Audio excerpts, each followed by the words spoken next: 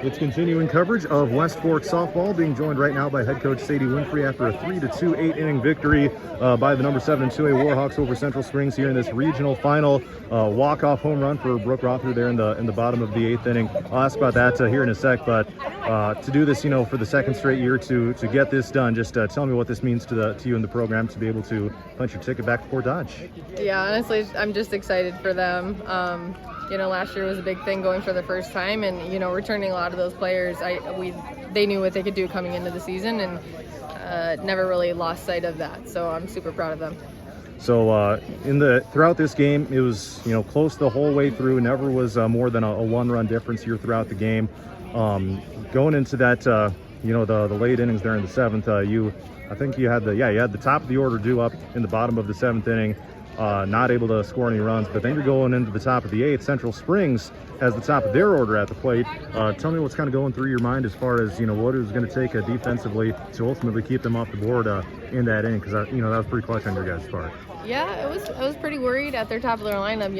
As McDonough is a very strong hitter. She was tonight. Your 1, 2, 3, 4 they're strong batters, so.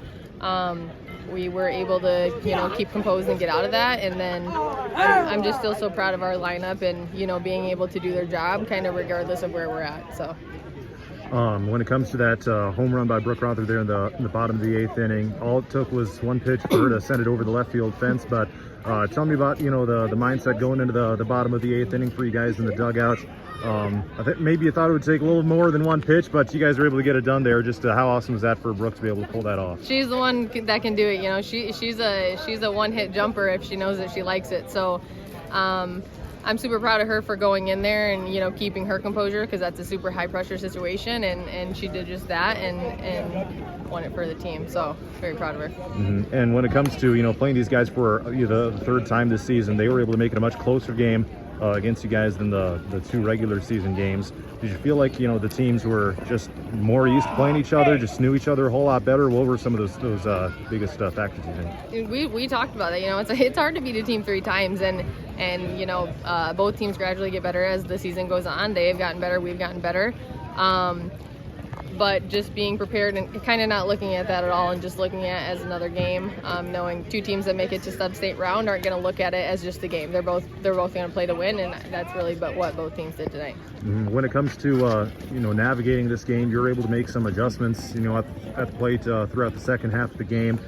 Racked up a lot more hits there in the later innings off of Cobb, the pitcher of Central Springs. How are you guys able to kind of adjust to her pitching and ultimately be able to string more hits together throughout the late innings? Yeah, we're super eager to hit, which is great. Sometimes we're a little too eager, though, kind of just talking about being more disciplined, and they know what pitches are their pitches, and they did a better job at waiting for those ones, and that helped them out. When it comes to the night for Libby Truin on the mound, ends up being 14 strikeouts for her, 5 hits and just 1 walk issued for her tonight. Especially, having the guts to come out there after getting hit in the hand by a pitch in the last half inning going into the 8th.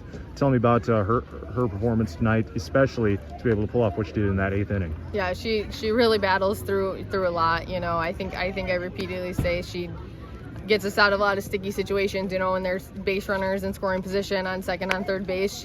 I'm confident in her getting us out of situations, and her field is also a great backup when needed. So overall, our defense is very solid. Mm-hmm. Coming into the season, and I guess throughout this year, how would you describe the journey of this team throughout this year, maybe the mission as compared to last year? Because I know last year was maybe a little bit more of a surprise run to state, whereas this year you guys have been one of the higher ranked teams in Class 2A all throughout the season. Yeah, I think last year kind of just set the bar high. It gave us something to look forward to and kind of an expectation. We returned a lot of players, and without talking about it, I could tell they had their mind set on it. So their hard work paid off and got them to where we are. Any final thoughts you want to share here tonight? I don't think so. Thank you. All right, that's West Fork head coach Sadie Winfrey joining me here on Radio on the Go Sports.